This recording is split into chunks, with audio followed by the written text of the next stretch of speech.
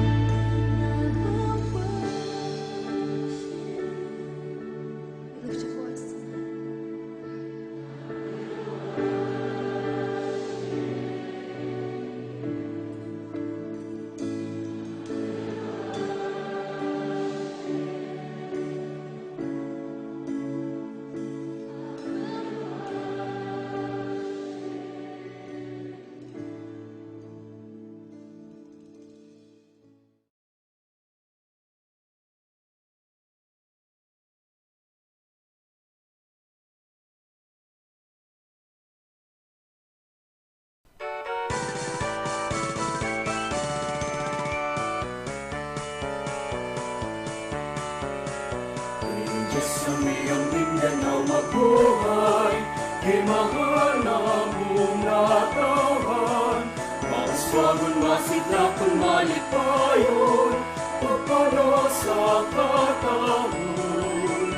Magpapiling taning kasing-kasing, ang kabanaan o kamalipayon. Isa kanunay gugmaang magpaibabaw, ang kahusay o kanina.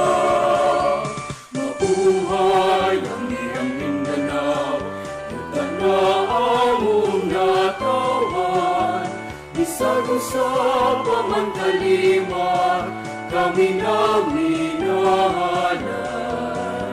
Sa buhat ang katuyuan, simbolo sa kagawasan. Magpabiling na magkahirusa, kadahugan sa tanan. Mabuhay ang iyang Mindanao, Mindanao mong natawan.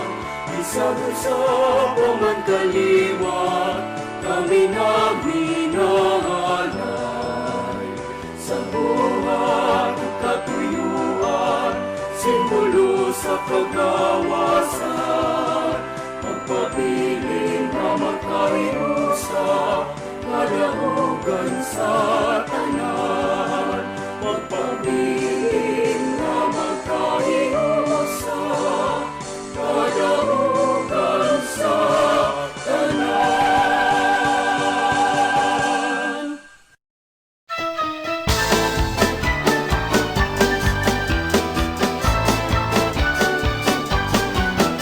Iligan ang syudad mabuhay, tabayan nga gihigugma sa kanunay. Mapagatuon yung inilang, ang katubigan yung industriya. Mga bahandi kung ilimahanaw, kung tumibiti sa islang Mindanao. Tinugan ka sa tubig ang matinaw, mawilarawan sa kalinaw. Padayon iligan sa paglambuon, pagkubilan sila naglambuon. Muslim, Kristiyano, lumat nag-iusa, may pinananggakan. Iligan ang syudad mabuhay, nagbayan na gihigugma sa kanunay. Mapagatuon ang inilang, ang katubigan ang industriya. Ang imong ngalan higit sa among dughan, hanggang kasadya mong gihatod sa tanan. Ang balikatan ng mga kabukiran, tunawang kasa sa kahitasan. Padayon iligan sa paglambuon,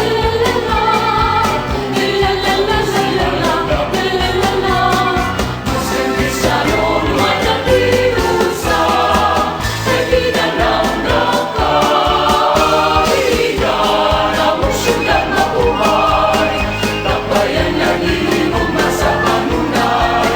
Mapagatuon ang inilang, ang katubigan ang industriya. Mga bahandi kung ilimahanaw, kung tumibiti sa islang Mindanao. Tinugan ka sa tubig na matinaw, mawilarawan sa kalinaw.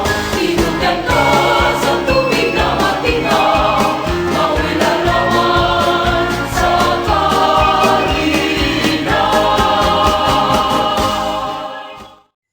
My respect to our school head, Sir Andrew B. Abragan, to our datos and baes and different purok here in Ragongon, my fellow graduates, parents, guests, PTA officials, teachers, our keynote speaker, and to our school district supervisor, Dr. Ernesto G. Perez. Good morning! It is with a warm feeling of gladness and fulfillment that I greet each and every one of you today. After several years of elementary learning, this day has finally arrived, the day of triumph. Pupils are being recognized for their good performance and are giving special awards in both academic and non-academic areas in behalf of the graduates of Batch 2020 to 2021. Despite of the crisis that we are facing, I can say learning never stops and education is never a hindrance. And today, I welcome you all with great pride and honor to witness the 25th graduation exercises with the theme Strengthening the Quality of Education Amid the COVID-19 Pandemic. Thank you very much and good day to all.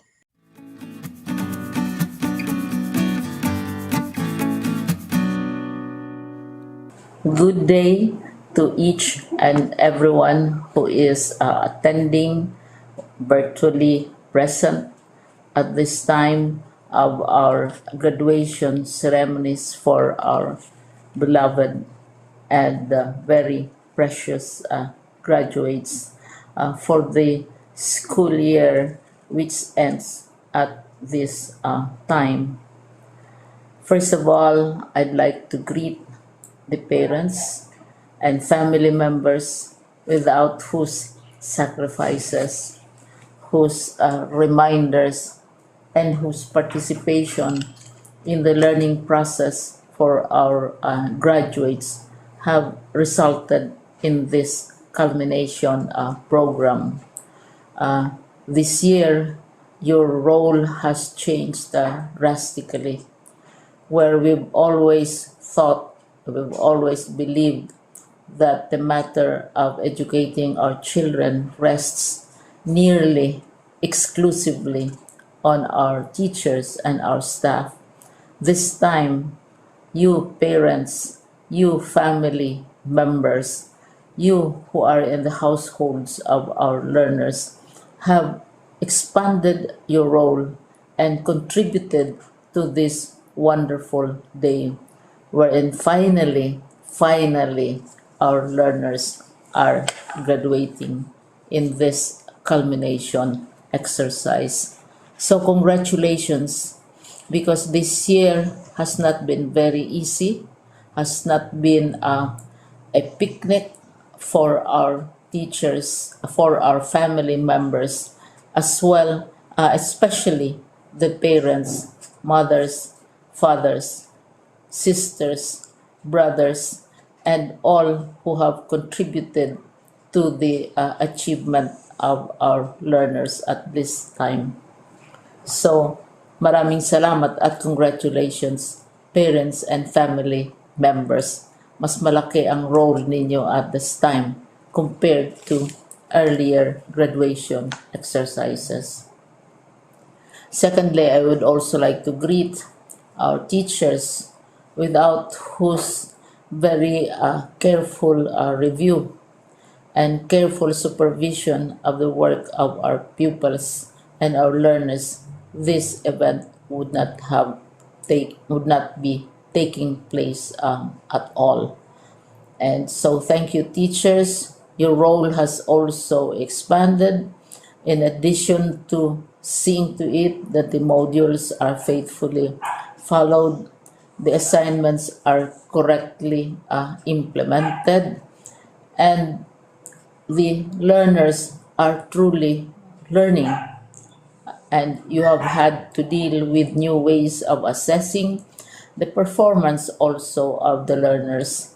So congratulations, teachers, for enduring, for your patience, for your love for our learners, and your willingness to engage in a way and methods of teaching which are different from those which are used to.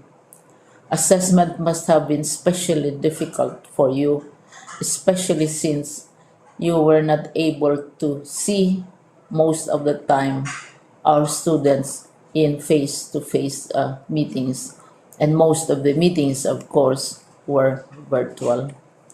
We'd also like to thank the local government units for their interest, for their cooperation, and for their continuing contributions to the needs of education, even as our children do not go to school.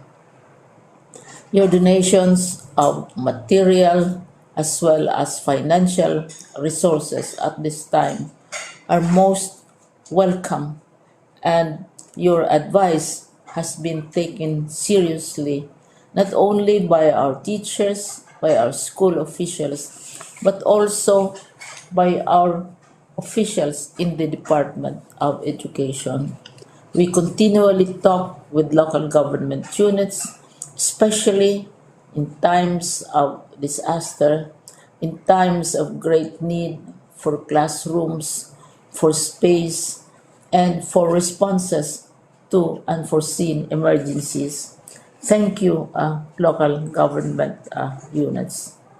But of course, most of the congratulatory greetings fall on the deserving graduate. Each and every one of you is truly special. You are different from the other graduates who have passed through the portals of your school. You went to school practically without seeing your teachers, if at all. You went to school with your parents, your mothers, and your fathers hovering over your shoulders and seeing to it that you are able to complete your assignments. You are completing your studies at a time when examinations and assessments are different.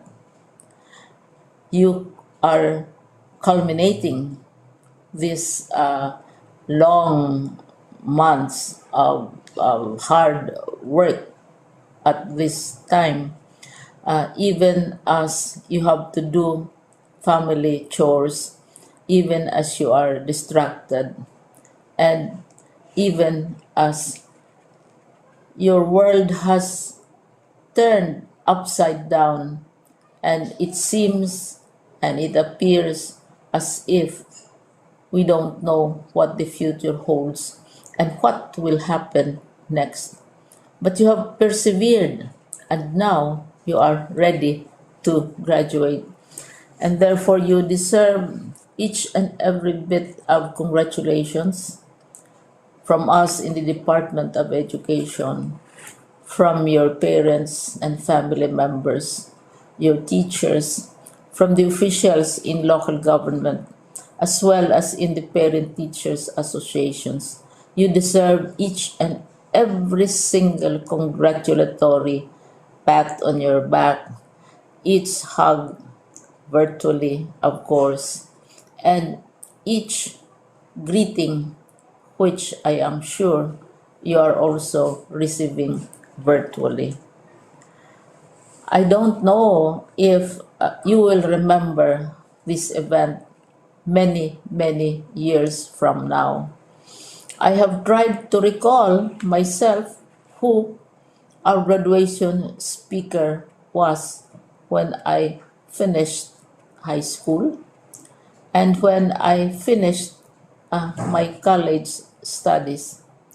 All I remember is that the graduation speaker was someone important, someone who was invited because that someone is supposed to give a message. What was more important to us graduates at that time was the excitement of the celebrations, the happiness and the joy of our parents, the sadness of parting from our classmates and from our teachers, and the enjoyment of all the graduation events that usually take place come commencement day. When I was a college student, we had a series of events which were designed to embed in our minds, which were designed to help us remember and not forget our days in college. We would spend one whole day going around the campus, visiting the classrooms, saying goodbye to our teachers, and sharing memories. We would have bonfires to say goodbye to each other. We had baccalaureate services where we committed ourselves to God and we prayed for guidance when we go out into the world. So many celebrations, and the speaker, of course, is the least important and easily forgotten component of the graduation exercise. Nonetheless, I will exert all efforts to share with you what I see are things or issues which a graduate should remember and recall. I have said that you are very special. You are very different. You are pioneering. There has been no other class like your class. There has been no other graduate like you as a graduating student because you are the very first graduate of the blended learning response to education in the Philippines. And so you ask yourself, what awaits you in the world outside? You can either work because the kind of curriculum you survived and underwent as a student will enable you to go to work if you wish to go to work.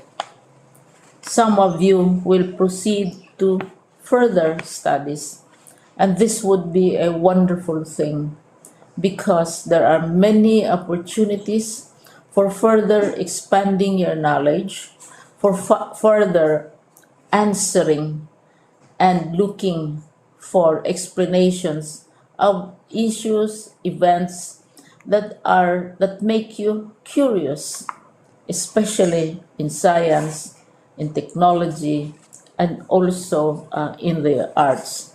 So you can work, you can go to further studies, and perhaps some of you will settle down, hopefully not too soon, so you can pursue what you really want to do.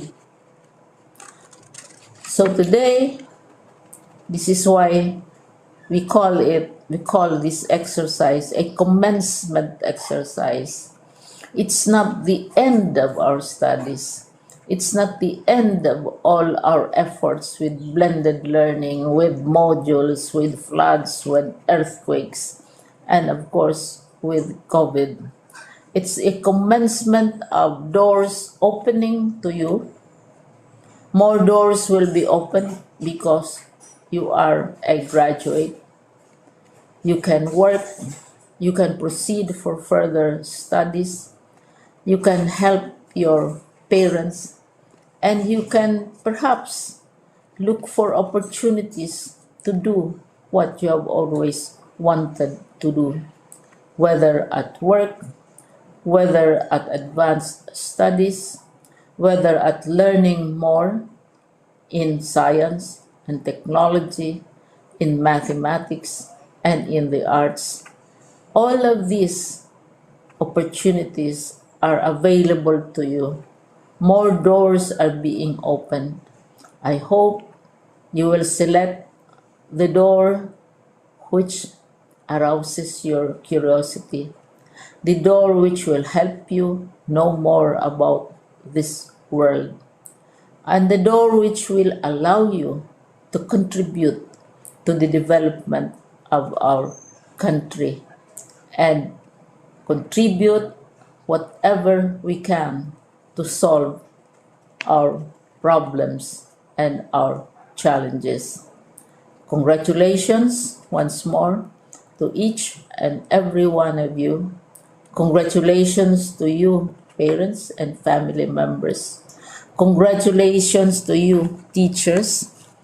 When I was chair of the board of Silliman University, each time we had graduation ceremonies during the baccalaureate and during commencement itself, I would cry. I would cry because you are sending out into the world a new batch of graduates. And We want to be sure that what is awaiting them is appropriate. We want to be sure that they are ready for what awaits them when they select which door to open.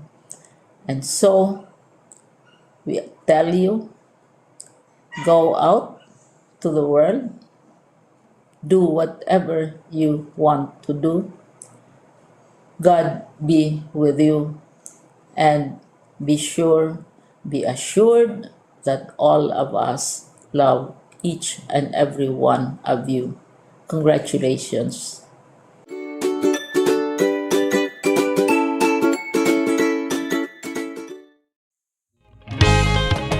Isang maalab at matagumpay na araw po sa ating lahat. Mula dito sa amin sa Kagawaran ng Edukasyon sa Amihan ng Mindanao. Graduation, completion, or moving up ceremonies are testimonies of excellent coordination, genuine hard work, and great love.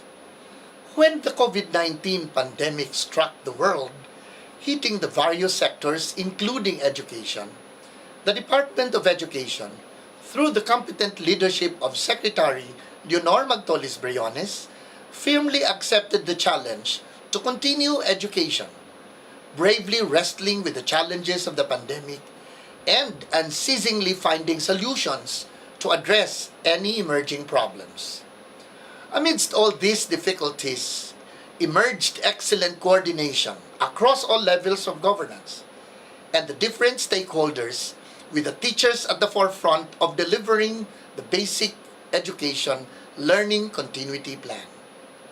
And here they are, our learners, who willingly submitted themselves to blended distance learning, painstakingly learning the ways of the new learning landscape, and successfully accomplishing all their academic requirements through genuine hard work.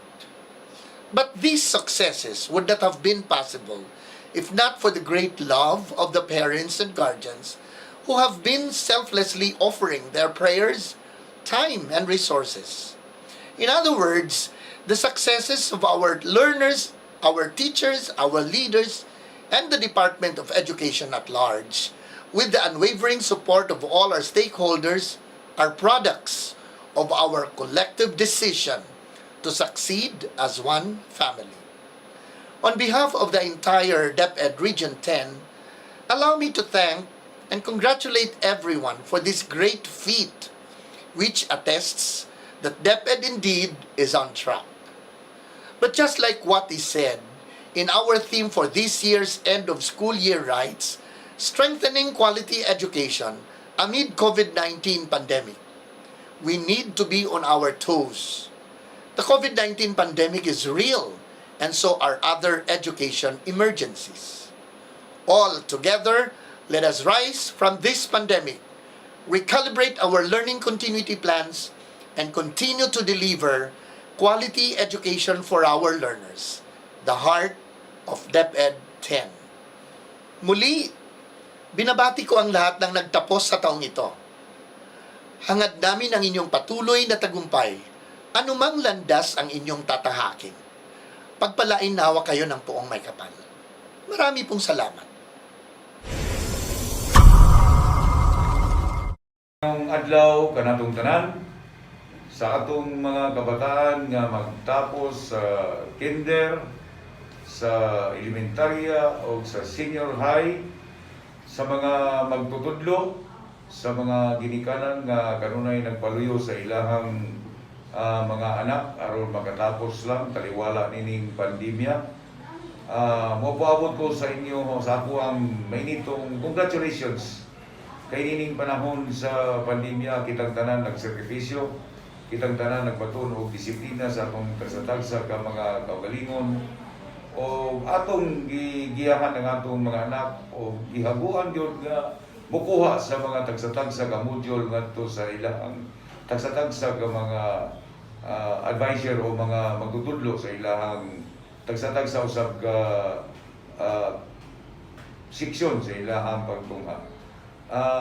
Kining edukasyon akong gituuhan nga maoy usa ka hinagiban nga kung ang usa ka bata maka human sa iyang pagtuon pagtungha gikan sa kindergarten ngadto sa high school o pagpadayon niya o pagtunga ngadto sa kolehiyo. Usa ka hinagiban nga iyahang magamit kung siya na usab ang mo atubang sa pagpanimpalad, pakigpatok sa kinabuhi nining kalibutan. Kay kitang mga ginikanan, muagi o dili mahitabo nga mogamot kita niining kalibutan aron sa kanunay magiya sa ilang tiliran, sa ilang dalan, sa ilang pagpanginabuhi. Kung dili atong ihatag ra kanila ang ilang eksakto nga mga hinagiban pinagi sa edukasyon. So sa tanang mga magtutudlo, usab nga nagsakripisyo sa ilang kaugalingon nining panahon sa pandemya. Congratulations sa inyo aron kamo magpadayon pagyud og paghatag o mga leksyon o para makakat-on ang ato ang mga kabataan. Kay sa tinuod lang kung wala ang mga magtutudlo, walay mga engineer, walay mga doctors, walay mga nurses, walay mahimong general, walay mahimong piloto o kuban pa nga mga kurso kung wala ang mga magtutudlo. So akong gisaluduhan ang atong tanan nga magtutudlo nga mao'y kaduhang ginikanan sa atong mga kabataan gikan sa ginikanan nga naa sa panimalay o ngadto sa eskwelahan o manghinaot ko nga unta kining niya atong gisagubang sa tibok kalibutan nga coronavirus. Masantla lang kini aron mahibalik kita sa normal nato nga panginabuhi. Ug para sa ako mas nindot ang kanang mag-it ato bangay ang magtutudlo ug ang mga pupils o mga estudyante sa pagharang o pag-disseminate sa atong mga maestro ngadto sa atong mga kabataan. O mabawasan usab makuhaan ang sakripisyo sa mga ginikanan nga ilaha karong gipasan tungod kay madubli man ang ilahang trabahoon pinagi sa pagtudlo o paggiya sa ilang mga anak, tapos pagsabitar sa mga module ngadto sa tulungaan o mangita pagyud o panikay-sikay para nga mabuhi nila ang ilang tagsa-tagsa ka pamilya. Sa magkausapa, akong ingon congratulations sa atong mga estudyante, sa atong mga pupils, sa atong mga magtutudlo, maestra man o maestro, sa mga ginikanan nga kanunay naghatag yun og kanang dakong hinungdan sa pagsuporta sa ilahang mga tagsa-tagsa ka mga anak. Sa katapusan ako moingon, basta iligan number 1. Basta iligan walang iwanan. Daghang salamat, mayong adlaw kanatong tanan. By virtue vested by me as school head of Laranjo Elementary School, I have the honor to present to you 17 boys and 14 girls, a total of 31 candidates for graduation for the school year 2020-2021. Sir Ernesto G. Perez, East 1 Public Schools District Supervisor, for your certification. On the basis of the presentation by the school head, I hereby certify that the candidates for graduation for the school year 2020-2021 have satisfactorily completed the requirements of the K-12 Basic Education Curriculum as prescribed by the Bureau of Elementary of the Department of Education. Sir Roy Angelo Igaso, Iligan City Schools Division Superintendent, for your confirmation. This is Roy Angelo Igaso, your Schools Division Superintendent. True to our commitment, basta iligan number 1, basta iligan walang iwanan. DepEd Iligan is proud of you. Hence, by virtue of the authority vested in me, and upon the presentation of your school head and certification of your supervisor, that you have satisfactorily completed the requirements set by the Department of Education for elementary curriculum, I hereby confirm you graduates this school year 2020-2021. Congratulations. May I speak to our Almighty God for this activity, to our school district supervisor, Dr. Ernesto G. Perez, to our energetic school head, Mr. Andrew B. Abragan, to our faculty and staff, proud parents, ladies and gentlemen, Assalamualaikum, maayad haanglaw, maayong adlaw kanatong tanan. Being an IP teacher, I encourage you graduates to become a successful student like me. Dili rason ang kapobrehon nga dili kita mamahimong professional. Kay ako, nakatiwas kog eskwela bisan pa man dili professional or businessman akong mga ginikanan. To the proud parents, you are now harvesting the fruits of your sacrifice.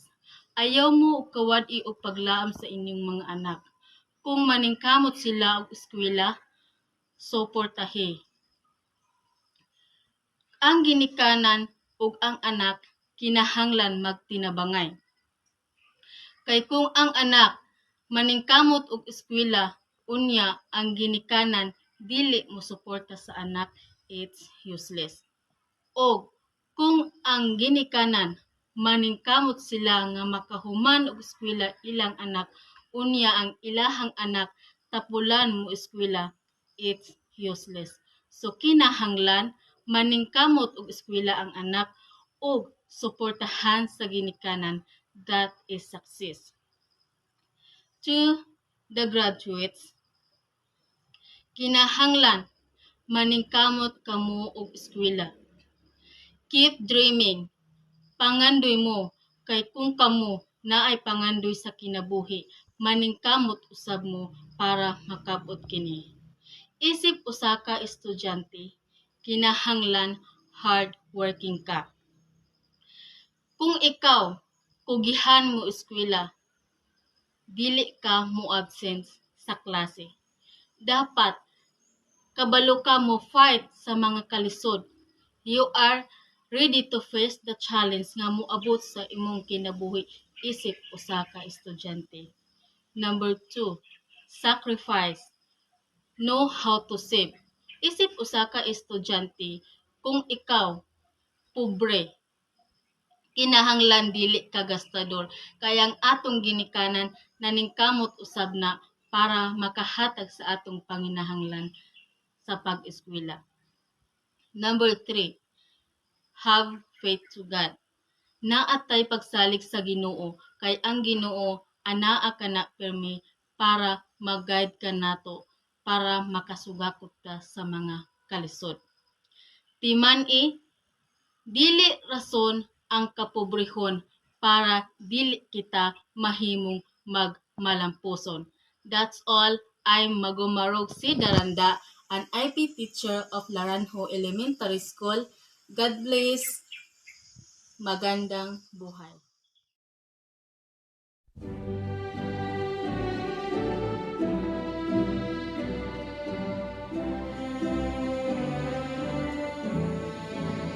James Carlo S. Abato, Gerson Michael M. Aliviado,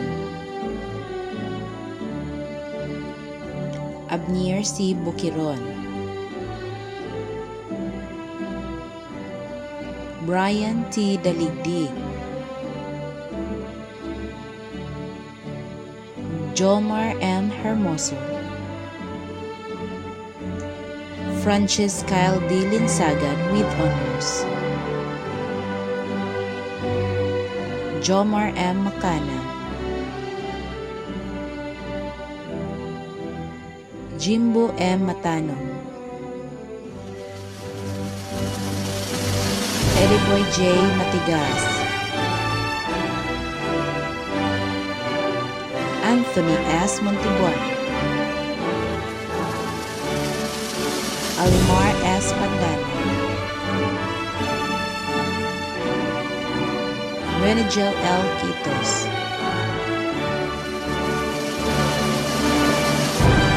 Mande S. Sankuan, Jomar T. Tango, Arel S. Tanusan, Zoren S. Tanusan, Rafi M. Tokdan, Aljan B. Kalin, Precious Hope A. Katandihan with honors, Angelica A. Doayan, Marian May E. Iqbal, Mariel Joy E. Iqbal, Melody M. Inwood with honors, Winzy Venice Jane F. Mansagan, Jeka T. Nemenzo with honors, Nanilyn T. Soong, Crisame D. Tampos, Ara O. Tanusan, Clarish E. Tukdan, Alice T. Villarmia, Ashwell Eugene S. Warakwara with honors. To our beloved District Supervisor, Dr. Ernesto G. Perez, our school head, Mr. Andrew B. Abragan, to our guest speaker, Ms. Magumarog Comunoganda, faculty and staff, parents and guests, to my fellow graduates, a pleasant morning to all of us. Despite of our situation today, a sudden cataclysm, the COVID-19 pandemic, a first to world that kills many lives, but still we are remained strong and healthy and facing the challenge of the new learning landscape of education, the modular learning modality. As I stand before you today, I'm grateful to face with the challenges, especially during this time of pandemic. I think we will all agree that this day is our special day, nor definitely not ordinary day. Despite of our situation today, we are proud to show to us that we are ready to take on the next stage of our academic life, and that is our high school education. First and foremost, I would like to thank God. Without His powerful blessings and guidance, all of this would have been possible. And also, we acknowledge the people behind this success, to our teachers who impart their knowledge to us, the sacrifices and selfless services despite of our situations, to our parents who passionately involved in our studies, their love, care, and support. They spending time to get and return the module in school. And most importantly, ourselves, wherein the courage and interest is the way to us to fulfill the 6 years in elementary. I believe that we never forget the lessons we learned even we don't have face-to-face classes, and the difficulties we encountered, especially answering the module. My fellow graduates, we cannot deny that not all of us will continue the course of our studies and earn a college degree because of some reasons that we can't escape. But it is not basis for us to stop our ambitions in life. Let us never allow the world's definition keep us from achieving of what we want to achieve, keep us fulfilling our goals and life, be motivated, be grateful. Batch 2020-2021, let us embrace the challenge, dream high, soar high. The graduates of Larano Elementary School do hereby solemnly pledge to live up to the ideals of service to which our school stands. Practice the values inculcated to us by our teachers at all times, and willing to do our full share of responsibilities not only to our community and as well.